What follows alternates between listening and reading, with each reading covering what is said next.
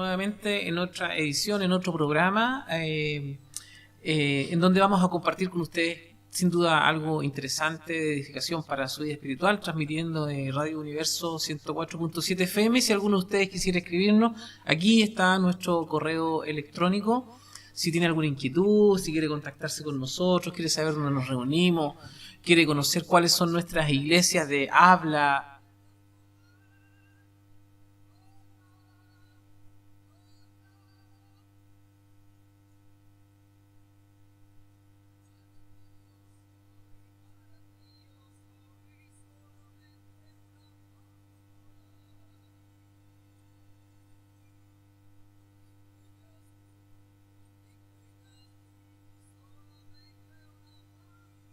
Muy bien, Claudio. Gusto saludarte. Igualmente saludar a Juan Carlos Rodríguez, que está ahí detrás de los controles. Muchas gracias por este espacio que nos proporciona para poder compartir con ustedes, amigos y hermanos, lo que es la fe reformada. Y bueno, estamos estudiando, ya entramos al 7º capítulo de la Confesión de Westminster. Y hoy día vamos a tener un tema bastante interesante y bueno, esperamos que les guste. Déjenos sus comentarios o escríbanos aquí a nuestro sitio, a nuestro correo electrónico, para que podamos entonces compartir también con ustedes los comentarios. Si tienen alguna duda, alguna pregunta, nos pueden escribir y bueno, ahí estaremos para servirles y para poder responder a todas sus inquietudes. Así es. Entonces el capítulo 7 de la Confesión de Westminster tiene que ver con el pacto de Dios con el hombre. Y en el artículo primero, pero antes de hacer una advertencia, ¿no? Está muy de moda, y aún en nuestros días, hablar, y se escucha con mucha frecuencia de pronto en programas de televisión o en los programas que están en la red básicamente, canales como YouTube o Facebook, de muchos que suben videos, hermanos en la fe, ¿no es cierto?, cristianos, que hablan y le dicen a la gente y la instan a que hagas un pacto con Dios. Vamos a hacer un pacto con Dios. Bueno, aquí vamos a aprender, con la ayuda de Dios, que es todo lo contrario, que es Dios el que hace los pactos, ¿no? Él es el Dios de pacto, no funciona de abajo hacia arriba el asunto. Entonces, esas aclaraciones es importante que las tengan presentes, porque nos va a ayudar a ocupar bien nuestro lugar, el lugar que le corresponde a la criatura, ¿ya?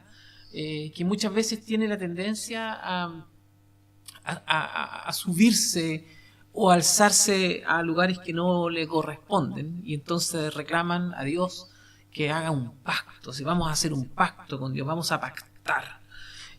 No funciona así. Funciona así. Bueno, en distintos movimientos religiosos de hoy día podemos ver eso con bastante frecuencia. Sí.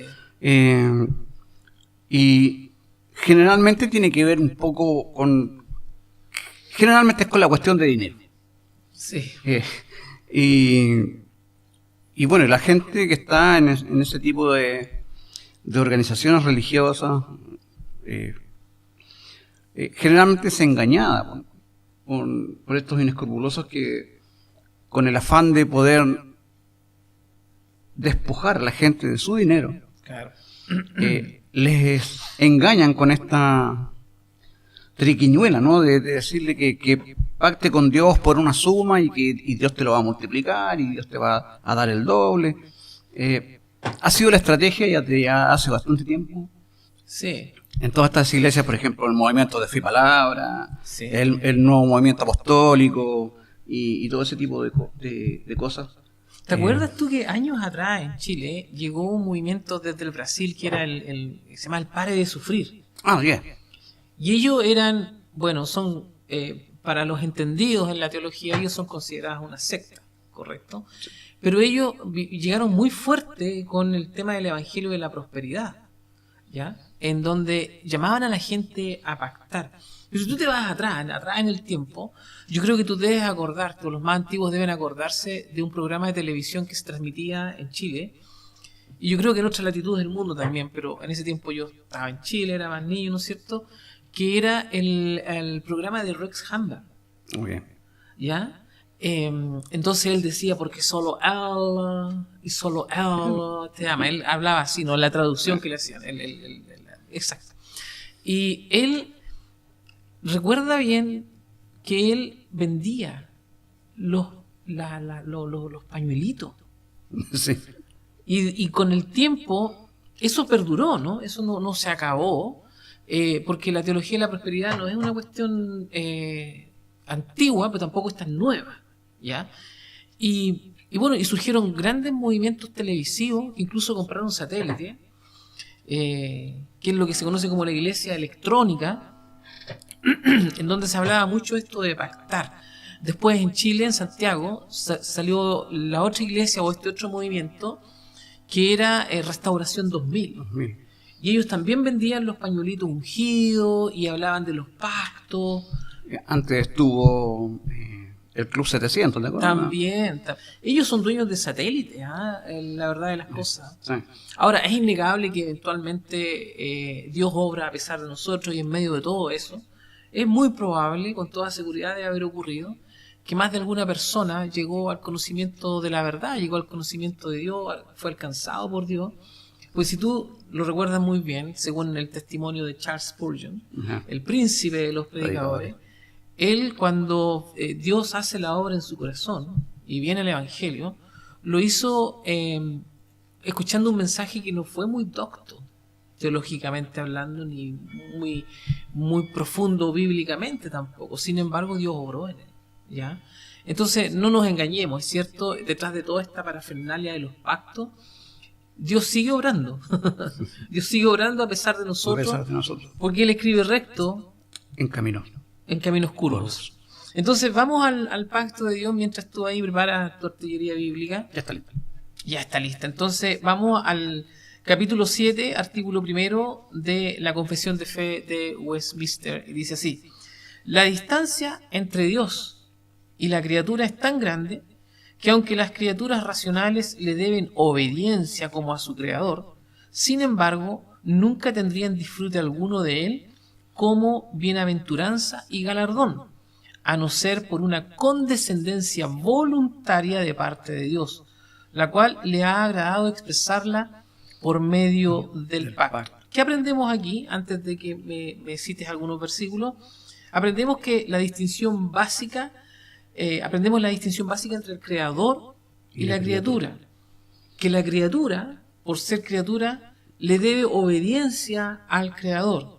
Que el creador no le debe nada a la criatura. Y que entonces toda bendición y o recompensa de Dios solo puede venir por medio de una condescendencia por el lado de Dios, es decir, por la gracia. Y así por medio de un pacto soberanamente establecido. ¿Qué es lo que decíamos al principio? Que es Dios el que toma la iniciativa en esto. Exacto.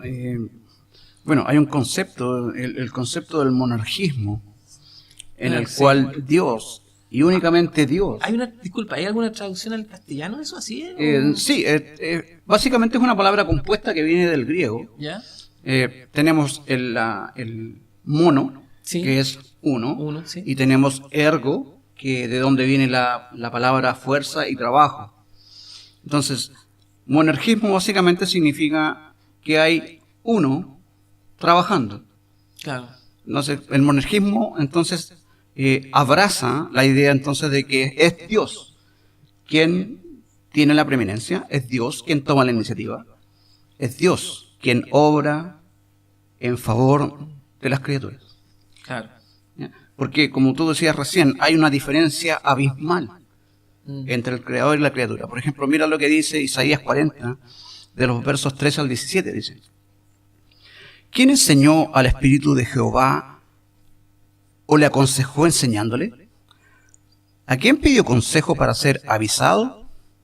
¿Quién le enseñó el camino del juicio o le enseñó ciencia o le mostró la senda de la prudencia? He aquí que las naciones le son como la gota de agua que cae del cubo, y como menudo polvo en las balanzas le son estimadas. He aquí que hace desaparecer las islas como polvo. Ni el Líbano bastará para el fuego, ni todos sus animales para el sacrificio. Como nada son todas las naciones delante de él. En menos que nada y que lo que no es. ¿Tienes más versículos? Porque está... Job 9:32-33 dice: porque no es hombre como yo para que yo le responda y vengamos juntamente a juicio. No hay entre nosotros árbitro que ponga su mano sobre nosotros dos. Primera de Samuel 2:25. Si pecare el hombre contra el hombre, los jueces le juzgarán. Mas si alguno pecare contra Jehová, ¿quién rogará por él? Pero ellos no oyeron la voz de su padre, porque Jehová había resuelto hacerlo morir.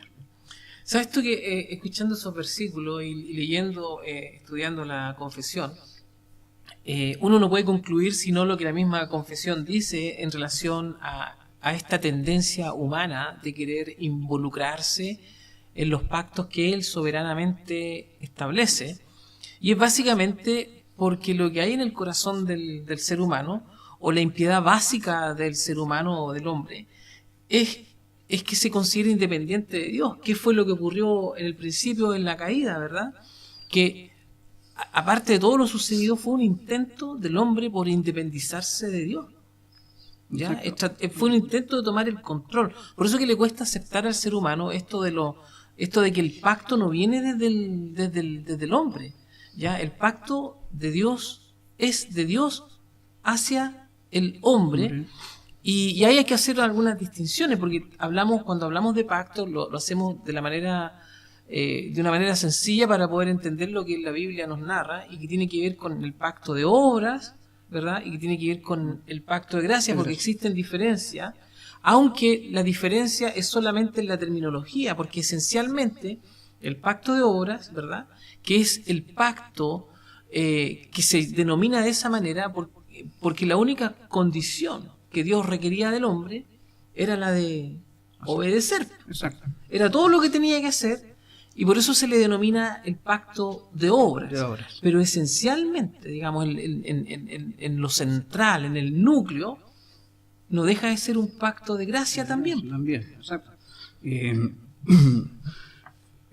Cuando veíamos el capítulo respecto de la providencia, y veíamos cómo Dios sustenta su creación, Dios no solamente crea y luego suelta toda la creación para que siga por sí sola, sino que Dios sigue trabajando, sustentándola, y no solamente el resto de la creación, sino que también especialmente a la criatura humana.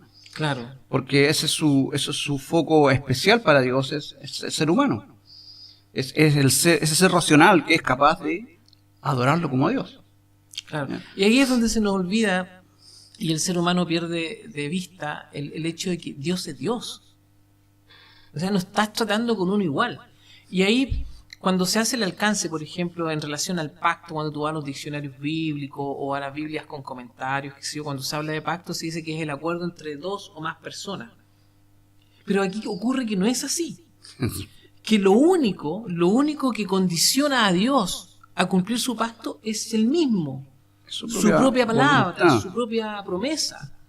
Y en ese sentido, aunque es denominado el pacto de obras al principio porque la única condición era la de obediencia, ¿no es cierto?, en el fondo, en el núcleo, no deja de ser un pacto de gracia. De gracia también, sí. ¿Verdad? Mira, fíjate lo que dice aquí. Todas las obras de Dios en su pacto con los hombres son a la vez soberanas y llenas de gracia. Son impuestas por la voluntad de Dios y nunca por la voluntad del hombre, y solo son en beneficio a la criatura y no al Creador. Las únicas condiciones u obligaciones con las cuales Dios se pone de acuerdo en tales pactos son impuestas por sus propias promesas hechas por su propia gracia. Él no está sujeto por nada salvo su propia santa palabra. Si Adán hubiera obedecido, ciertamente Dios le hubiera dado una gran recompensa, pero no porque Adán la reclamara. La hubiera dado solo porque es su placer conferir a la criatura regalos que nadie puede ganar, ni siquiera con una obediencia sin pecado. Interesante, ¿eh? Interesante. Mira lo que dice el Salmo 100. En los versículos 2 y 3 dice: servid a Jehová con alegría, venid ante su presencia con regocijo, reconoced que Jehová es Dios. Él nos hizo y no nosotros a nosotros mismos. Pueblo suyo somos y ovejas de su prado. Así es, sí. Oye, no deja de maravillarme este asunto de los pactos. Y por otro lado no deja de asombrarme lo manoseado Del concepto. el concepto que ha estado yo diría en los últimos 100 años tal vez, ¿no? Sí. Desde el surgimiento de ciertos movimientos con características de efervescencia espiritual, ¿verdad? Carismática, que finalmente terminan generando una distorsión de lo que la Biblia dice en relación a los pactos. Y la verdad es que no es más que el pacto de obra, que se le denomina así porque la única condición es la obediencia, y el pacto de gracia. Pero antes de continuar con los artículos que siguen, no olvidar entonces que la distinción básica entre el creador y la criatura, que la criatura por ser criatura le debe obediencia al creador, que el creador no le debe nada a la criatura, y que entonces toda bendición y o recompensa de Dios solo puede venir por medio de una condescendencia por el lado de Dios, es decir, gracia. Así por medio de un pacto soberanamente establecido. Y aquí recordarle a los amigos que gracia, ¿qué es? ¿Te acuerdas lo que vimos el viernes pasado en nuestro culto? Es aquello que se recibe sin merecer. Exactamente. Va a ser bien básico. Sí, para que se entienda. Mira, el primer pacto, vamos al artículo 2 del capítulo 7 y el 3, dice, el primer pacto hecho con el hombre fue un pacto de obras, es lo que comentábamos hace un ratito, en el cual se le prometió la vida a Adán y en él a su posteridad bajo la condición de obediencia personal y perfecta. Por su caída, el hombre se hizo incapaz de la vida mediante aquel pacto, por lo que agradó a Dios hacer un segundo pacto, comúnmente llamado pacto de gracia, en el cual Dios, por medio de Jesucristo, ofrece gratuitamente la vida y la salvación a los pecadores, requiriéndoles fe en Él para que sean salvos, y prometiendo dar su Santo Espíritu a todos aquellos que están ordenados para vida, a fin de hacerlos dispuestos y capaces de creer. Para aclaración, ambos son pactos de gracia, en lo que hemos dicho, en cuanto ambos expresan la misericordia de Dios, muestran su gracia. Reitero, hablamos de pacto de obra para denominarlo de esa manera, pero en el fondo, digamos, en el núcleo, no deja de ser un pacto de gracia, porque ¿qué obligación tenía Dios con Adán? ¿O qué obligación tiene Dios hoy día con nosotros? Exacto. ¿No es cierto? Ahora, contra quienes niegan esto, normalmente la objeción que se hace es que el pacto de obra no se menciona en la Biblia, no se afirma en la Escritura. Tampoco lo es la doctrina de la Trinidad.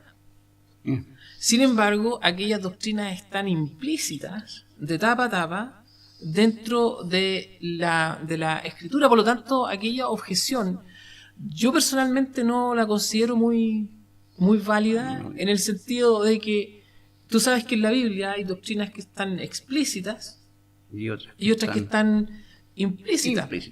¿No es cierto? Sí, hablábamos de que este término, este concepto, ha sido manoseado, malinterpretado y mal usado ya durante bastante tiempo. Y una de las consecuencias bastante trágicas de todo esto es el hecho de que el hombre afirma su rebeldía contra Dios. Sí. Expresando este tipo de cosas. Por ejemplo, yo escuchaba... Oye, eso es es interesante lo que es, eso es muy cierto. Sí. Muy cierto. Por ejemplo, te cuento un caso. Yo escuchaba a alguien decir hace mucho tiempo atrás, en una predicación en televisión abierta, o si no abierta, en un canal que tenía mucho alcance. Y básicamente lo que el tipo decía es que él podía reclamar contra Dios por su hijo que nació enfermo. Mm. Él decía, yo no lo quiero. ¿Cómo? El hijo venía con un problema. Venía con problemas. ¿Ya? Y decía, no, yo no lo quiero. Decía. ¿Cómo eso? Yo quiero a mi hijo sano. O sea, el tipo se atrevía a demandarle a Dios que le diera un hijo sano, porque él quería un hijo sano. O sea, él trataba de establecerle un pacto a Dios en ese sentido. ¿Eso es lo que me dices? Ni siquiera eso. O sea, él demandaba. O sea, mirando esta comparación que hacemos al principio de que quién es Dios y quiénes somos nosotros. Claro. Y mal entendiendo todo esto, este hombre llegaba al extremo de demandarle a Dios un hijo sano, en lugar del que decía, yo no lo quiero. Este hijo que viene enfermo, yo no lo quiero. No, es que no tiene, eso no tiene pies ni cabeza, pues es como cuando le dicen en las reuniones, yo he escuchado tantas veces, Espíritu Santo, ven. O sea, ya, no, pues sí es Dios el que toma la iniciativa, ¿no? Siempre. Es Dios. Y si uno hace, no me quiero ir del tema, pero si uno hace referencia al Antiguo Testamento, porque Dios a lo largo de la historia, ¿no es cierto?, a lo largo de las edades, Él se va mostrando y va firmando su pacto, ¿no? Primero con Noé, luego con Abraham, ¿no es cierto? Después con Moisés. Después con Moisés, habló a través de los profetas para reafirmar su pacto hasta llegar al Nuevo Testamento. En donde todo se reduce a que Dios nos comunica su gracia por medio de dos ordenanzas que son importantes para la cristiandad, que es el bautismo y la cena. Antes estaban los lavacros, antes estaban las ofrendas quemadas, los sacrificios, ¿verdad? Pero con el correr de la historia, ¿no es cierto?, a través de las edades, finalmente todo eso fue resumiéndose y quedando solo en estos medios de gracia que son la cena, el bautismo, por donde Él comunica su gracia y reafirma su pacto con nosotros también.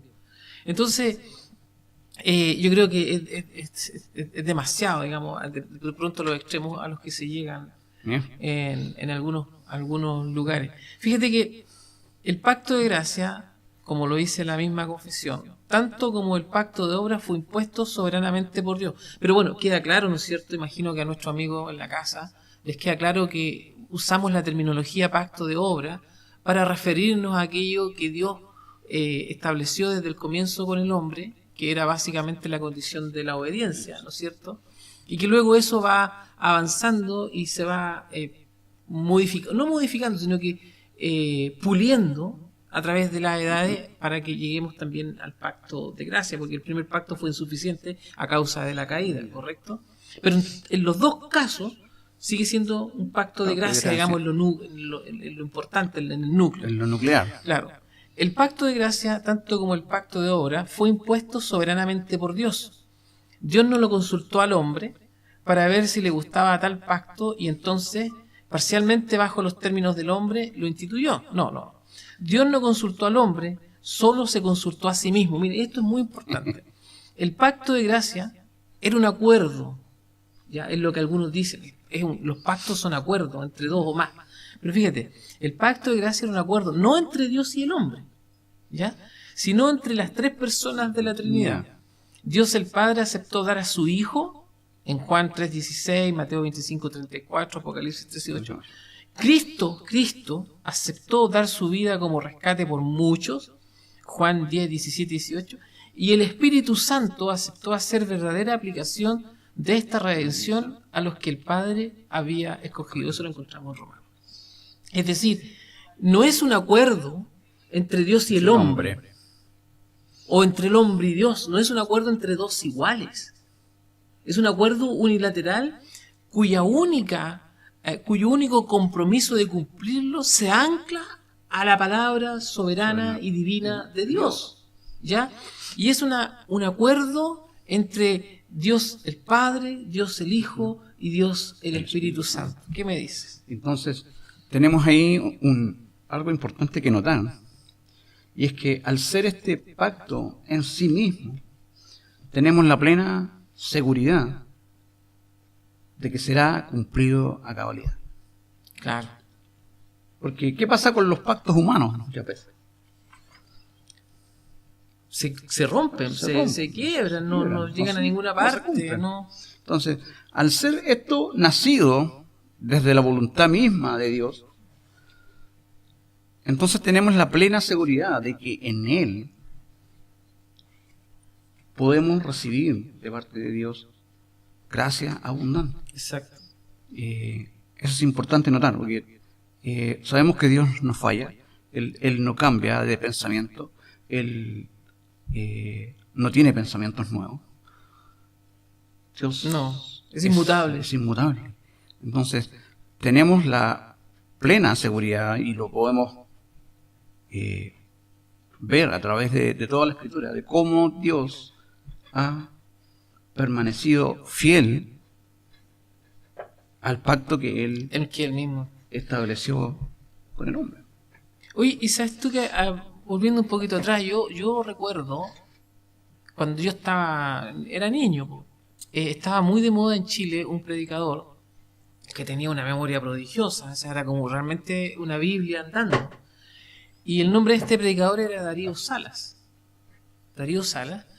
Y él usaba una Biblia con anotaciones parciales y que tenían la tendencia a enfocarse solamente en las cuestiones que tenían que ver con la parucía y el advenimiento del Señor, el segundo advenimiento del Señor. ¿Ya? Escatología. La escatología. Y la Biblia era la Biblia Scofield. Y la Biblia Scofield, en las pocas anotaciones que tenía, porque no las tenía completas, todas las anotaciones, no era una Biblia como la Biblia que tú tienes, que es la Biblia de Estudio Reformada, o la misma que tengo yo, la tengo en las dos, no sé, en inglés, en español. O la MacArthur. O la MacArthur, ¿verdad? No. Esta Biblia tenía anotaciones parciales y fue muy popular en el Chile del principio, en el mundo evangélico del Chile del principio de los 80, finales de los 70. Y este caballero, que era una Biblia andante en el sentido de la memoria que tenía, o sea, una cantidad de versículos impresionante, recomendaba esta Biblia, mi papá la compró. Y ahí hacía diferencia entre un montón de pactos que eran, es lo que llamamos dispensacionalismo, ¿ya? Que divide al mundo bíblico en etapas, en edades, ¿no es cierto? Ahora estamos en la primera dispensación, ahora estamos en la dispensación de aquí, la dispensación de allá, y el primer pacto fue el pacto adámico, después fue el pacto con... Y no es así, no hay varios pactos. Es esencial y básicamente uno, al cual llamamos pacto de obras y pacto de gracia, ¿verdad? Entonces, ese es uno de los problemas a todo esto con el dispensacionalismo, porque tiende a dividir, como que fuera griego, digamos, como que fuera griego el tema del pacto, cuando en realidad no lo es. Sí, tenemos ahí también un alcance de cuando hablábamos acerca de... en el capítulo que hablamos de la... No me acuerdo exactamente de la palabra exacta. Estás teniendo un problema de secuela. Se fue la juventud. Sí. Porque ahora estamos en el pacto, el decreto. Cuando vimos el capítulo del decreto, ¿te acuerdas? Sí. Y hacíamos el mismo alcance. No hay varios decretos. No. Es uno solo y que se extiende por las edades. Claro. Lo mismo sucede con el pacto. Así es. Oye, y quizás me adelanté un poco al tema de la Biblia Scofield, porque acá la confesión lo apunta, pero vamos al artículo 4, 5 y 6 de este capítulo del pacto de Dios. En la Biblia, este pacto de gracia frecuentemente se anuncia con el nombre de testamento, en referencia a la muerte de Cristo Jesús el testador y a la herencia eterna, con todas las cosas pertenecientes a dicha herencia y legadas en la misma. Artículo 5. Este pacto fue administrado en diferentes formas en el tiempo de la ley y en el Evangelio.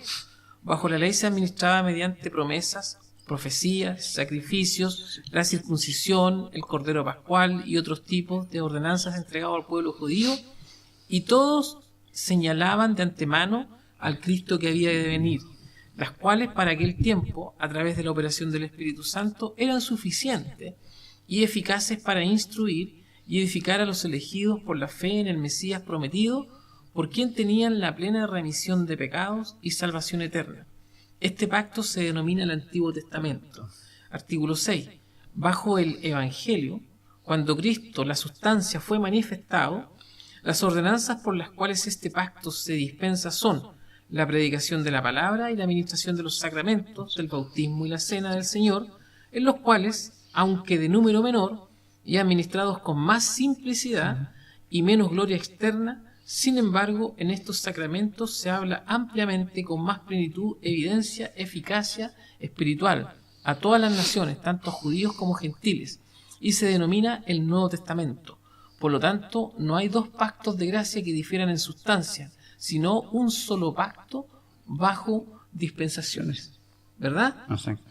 Es lo que, por eso que muchos de los movimientos religiosos que yo conocí siendo niño y que persisten hoy día, que continúan hoy día, tienen esa suerte de confusión en donde piensan ellos que hay más de un pacto, ¿no? Claro, porque en la antigüedad, ¿no es cierto?, como dice aquí la misma confesión, bajo la ley se administraba mediante promesas, sacrificio, circuncisión, cordero pascual. Entonces tienen la tendencia a pensar que había más de un pacto. Más de un pacto. Pero no. Creo que es claro cuando dice que este mismo pacto único, dice, es administrado de diferentes formas. Claro. O sea, sufre un proceso, una evolución. Sí. Pero es el mismo pacto. Es único. Sí. Es inmutable. Como Dios mismo. Claro, y además que todas estas ceremonias del Antiguo Testamento, fíjate que apuntaban al Cordero Pascual que había de venir, ¿verdad? Apuntaban al Cristo que había de manifestarse en la historia. Piensa tú lo ocurrido, solamente a modo de ejemplo, lo ocurrido en Génesis capítulo 3. ¿Verdad? Son descubiertos en su pecado, lo primero que hacen ellos es cubrir su desnudez, pero no pudieron cubrir su desnudez, por lo tanto Dios los cubre, Él, con pieles. Y para que Dios los cubriera con pieles, debió haber habido un sacrificio. Se debió haber sacrificado un animalito, o sea. ¿No es cierto? Y aquí ya vemos un rasgo de lo que había de venir, es decir, la sangre. Lo que se denomina el protoevangelio. Es exactamente. Ya presente, imagínate, en el primer libro de la Biblia ya tenemos rastros claros del plan de Dios y de cómo Dios nuevamente suple la necesidad de la criatura. Sí. Porque finalmente es él el que justifica, porque él es el que perdona, él es el que cubre, ¿no? La Biblia es clara, sin remisión sin derramamiento de sangre no hay remisión de pecado.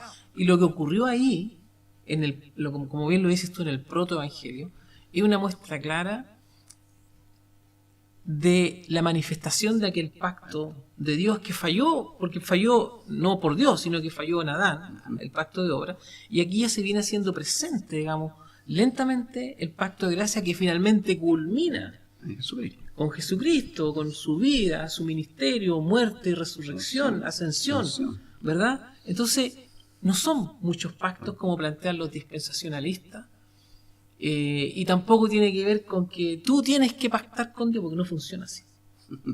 No, es un acuerdo entre el Dios trinitario.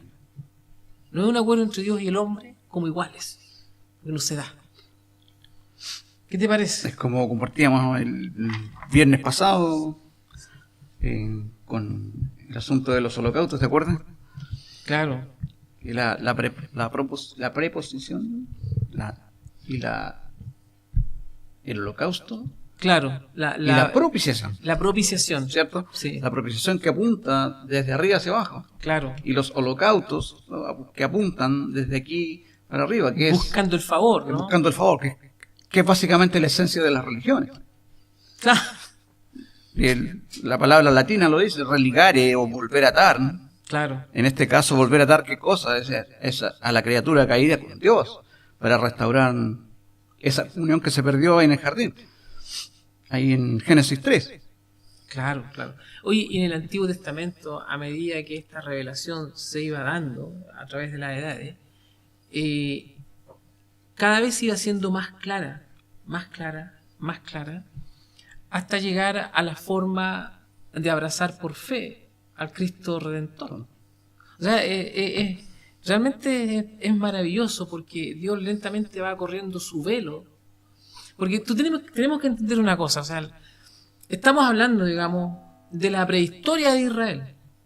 Estamos hablando de que Dios está tratando con un pueblo impío, ¿no es cierto? Que en la primera va y arma un becerro de oro, ¿verdad? Y los saca de Egipto y se enojan porque en vez de darle maná, no les da más cositas para comer. Y ese pueblo, estamos hablando en la prehistoria de ese pueblo, en donde Dios se va manifestando para construir esta fe monoteísta que finalmente termina apuntando por medio de todas estas revelaciones, ¿no es cierto? Estas teofanías que incluso a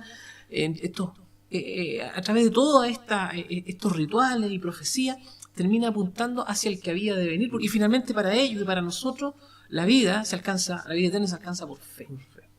¿Verdad? Que es también parte esencial del pacto de Dios, que nos es otorgada en la persona de Jesucristo por medio del Espíritu Santo. Por lo tanto, en la forma en que Dios se va manifestando en la historia hasta llegar al Cristo Redentor. Exacto. Es maravilloso. Mira lo que dice Hebreos 10,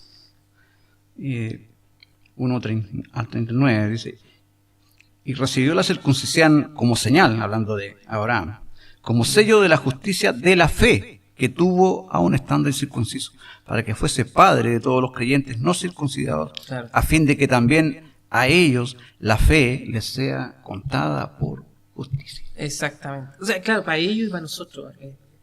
Ellos por fe miraban al Cristo, al Mesías, ¿verdad? Mesías, sí. Y nosotros por fe miramos al Mesías que iba a venir otra vez. O sea, claro. Y hay cosas interesantes, porque, por ejemplo, ¿qué pasó con la serpiente en el desierto? Claro. Aquel que la mirase viviría.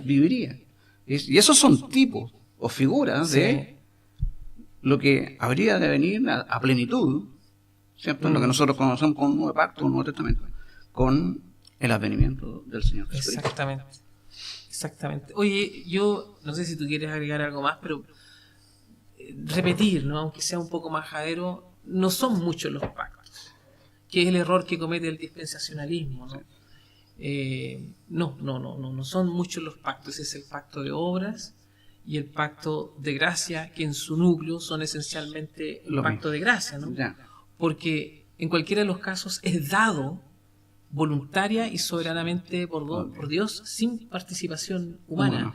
Y el único acuerdo que hubo para el otorgamiento de ese pacto es esa conversación o ese acuerdo entre el Dios Padre, Dios Hijo, Dios Espíritu Santo, y lo único que ata a Dios a cumplir su pacto es su propia palabra. Exacto. Nada más. No sé si tú quieres agregar algo más. A ver, hay una idea general que es interesante hacer notar también. Hablábamos antes del monarquismo. Uh-huh. Lo que tiene que quedar claro para la gente que nos está escuchando en casa es que es Dios siempre quien toma la iniciativa. Es Dios quien lleva a cabo de principio a fin toda la historia de la salvación.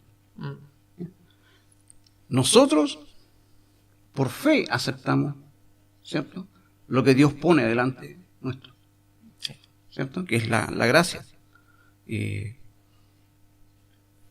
Pero en ello no hay una decisión humana implícita. Nosotros solamente la recibimos de parte de Dios, de la mano de Dios, que la ha dado, que la entrega desde su propia perfecta y única voluntad. Exacto, sí, así es. Así es. Y el problema es que El problema con eso es que al ser humano le cuesta entender que no tiene nada que ver con esto. Sí. Es el gran dilema del ser humano, ¿no? Que Exacto. Dios está dirigiendo su orquesta Y viene el hombre y le dice, córrete un poquito que voy a dirigir Sí, yo. yo. Y no funciona. no. Y es interesante notar, y eso se da mucho en las iglesias hoy día. No es que yo acepté al Señor. Yo decidí, como dice una canción por ahí, no, yo seguir a Cristo. No. No. No. Si la decisión estuviese en las manos de la criatura, entonces Dios ya no es soberano. Exactamente. Decir que yo decido es despojar a Dios de su soberanía. Exactamente. Así que ya lo saben, queridos amigos. Es cierto, Dios es un Dios de pacto, pero Él. Él. No usted. Así que quite esa idea de su cabeza y bueno, agradecer a Dios porque Él ha dado no solo un pacto de obra en el principio, sino que también Él es autor de este pacto maravilloso que denominamos pacto de gracia. Gracias amigos por la compañía a través de internet. Escríbanos, ahí está nuestro correo electrónico comunidadcreformada@gmail.com y estaremos muy contentos y felices de poder responder sus consultas. Ahí si quieres saber dónde nos juntamos, escríbanos. Escríbanos y Sí. por interno le damos Exactamente. las señas para llegar. Los días viernes tenemos un interesante estudio bíblico Sí. con un grupo pequeño, muy ameno, Sí. y se va a sentir como en casa. Así que Sí. Y si quiere mejorar su inglés y quiere ir a alguna iglesia de habla inglesa, también le tenemos. Ya prontamente le vamos a tener anotadito el sitio también Sí. para que nos visiten. Así que, queridos amigos, tengan ustedes muy buenas tardes, buenas noches o buenos días, dependiendo de la hora a la que nos vayan a ver. Y que el Señor nos bendiga. Amén.